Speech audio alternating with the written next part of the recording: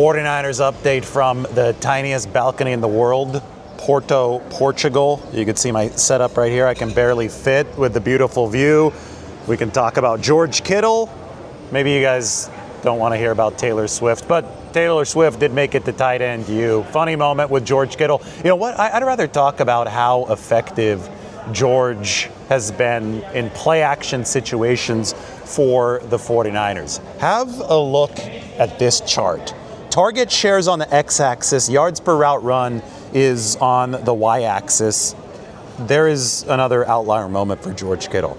His dot's all the way in the very upper right. I mean, head and shoulders above everyone else in terms of play action efficiency. So there's a lot that we can glean from this because George is still playing the best football of his life. I anticipate that continuing into this next season. Here's one thing about George Kittle. In 2024, he was coming off of an offseason where he wasn't unable to work out for most of the offseason. Had a hernia-type adductor surgery. He had a surgery to repair his adductor muscles, so he wasn't able to lift. He was down to like 220, I think 215, 220 pounds, really light over the course of the offseason. Wasn't really able to get back into the swing of things until around the time of 2024 tight end U, the tight end U that Taylor Swift did not attend. And then, of course, he hit the ground running for the 2024 season, played really well for the 49ers, had that awesome catch against the New England Patriots against triple coverage. But it was still George Kittle delivering a big season without the benefit of a full offseason of training. That full offseason of training is here now, and I think that the 49ers offense can also be better around George in 2025. And when we look at the play action stats, remember what play action is based on, right? Play action is the direct offshoot of the 49ers run game and the threat of the 49ers run game. Guess who they didn't have for most of the 2024 season? Christian McCaffrey. They didn't have a great run game in 2024. They went from the number 1 first down rushing offense in 2023 to the number 19 first down rushing offense in 2024. When you don't have the same type of rushing threat, you don't get those linebackers biting up against the threat of the run. You don't get defenses shading toward Christian McCaffrey. You basically don't get them buying into the threat of the play action nearly as credibly. And that hurts George Kittle. That hurts the 49ers offense as a whole. That hurts Kyle Shanahan, who didn't have his best season in 2024. So I look at this 49ers offense and I say, if they can get this rushing offense and the basis of what they're doing from a run perspective set in 2025, George Kittle's going to go to town. Because George, he's got 4 1,000-yard receiving seasons under his belt already. It seems that he's figured out how to stay healthy at a more effective rate over the course of all these seasons. I mean, last year he was able to get the maintenance work and the surgery done over the course of the offseason, and then he was available essentially throughout the whole thing for the 49ers. I think now that he's got a full year of runway of training, it looks like he's the strongest that he's ever been, and he's also got all of that experience under his belt. I think that he's going to be ready to devour opposing defenses on play action. We can't forget about the Brock Purdy angle to all this as well, because the 49ers have been busy tailoring the offense to what Brock Purdy would like to see around him. And by that I mean Brock is somebody who's really succeeded with multiple tight end sets at Iowa State. When he first came in, they're running a more receiver-heavy offense. Then they moved to more tight end-heavy offense.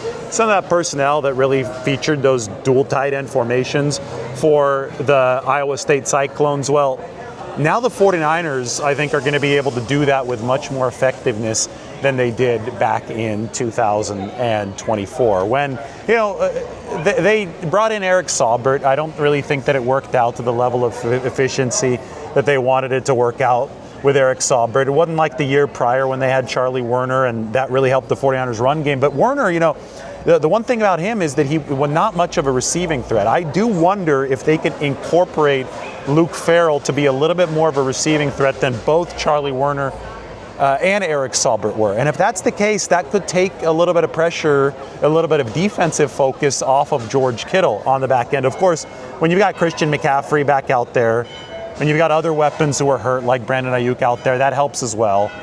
49ers go for a certain amorphous offense. The bells are ringing, by the way. What time is it? Let's see.